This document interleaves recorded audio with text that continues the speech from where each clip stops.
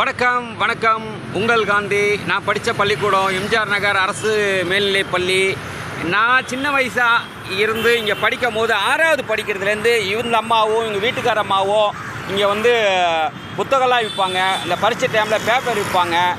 பள்ளிக்கூடத்துக்கு தேவையான புத்தகங்களும் அந்த சின்ன பசங்க படிக்கிற ஏபிசிடி புத்தகங்களும் இருக்கும். கிட்டத்தட்ட எனக்கு தெரிஞ்சு நான் 54 வயசு 56ங்க. அப்போ நான் ஒரு 12 வயசுன்னு வச்சுங்க. அதுலேருந்து இந்த அம்மாவை பார்க்குறேன். இந்த அம்மாவோட வீட்டுக்காரோட இங்கே கடையை போட்டு நடத்திக்கிட்டு இருக்காங்க. பிரம்மாண்டமாக இருக்குது. ஆமாம், ஒரு நாள் வருமானம் எவ்வளோமா வருது?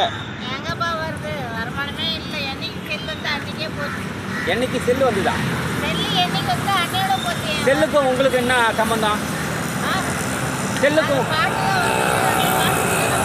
இந்த அம்மா பாட்டு புக்கெல்லாம் விற்பாங்க. அந்த காலத்தில் வந்து நாங்கள் வந்து ஏதாவது ஃபெஸ்டிவல் டைம்னா இந்த பாட்டு வாங்கி படிப்போம், மனப்பாடம் பண்ணுவோம். புத்தகம் படிக்கிறோமோ இல்லையோ அந்த பாட்டெல்லாம் மனப்பாடம் படிப்போம். ஆனால் இவங்க என்ன சொல்கிறாங்க, யாருமே செல்ஃபோனை அதில் பாட்டு கேட்டுக்கிறாங்க, எனக்கு பாட்டு புக்கு கூட விற்கிறது இல்லைன்றாங்க. ஒரு நாள் என்னம்மா வருமானம் உங்களுக்கு? உங்கள் பிள்ளைங்களாம் உங்களை பார்த்துக்கிறாங்களா?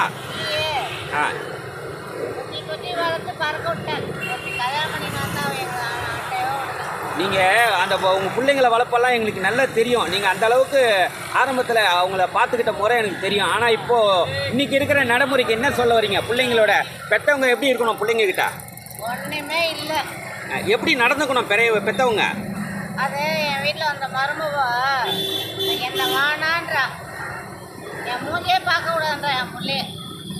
பாருங்க எவ்வளோ கஷ்டமாக இருக்குது பாருங்கள்.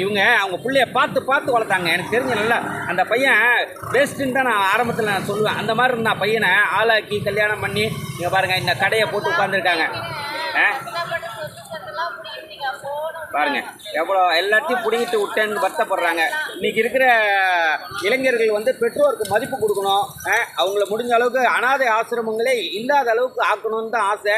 ஆனால் இன்றைக்கி இருக்கிற பிள்ளைங்கள் எப்படின்னு பார்ப்போம். வணக்கம்.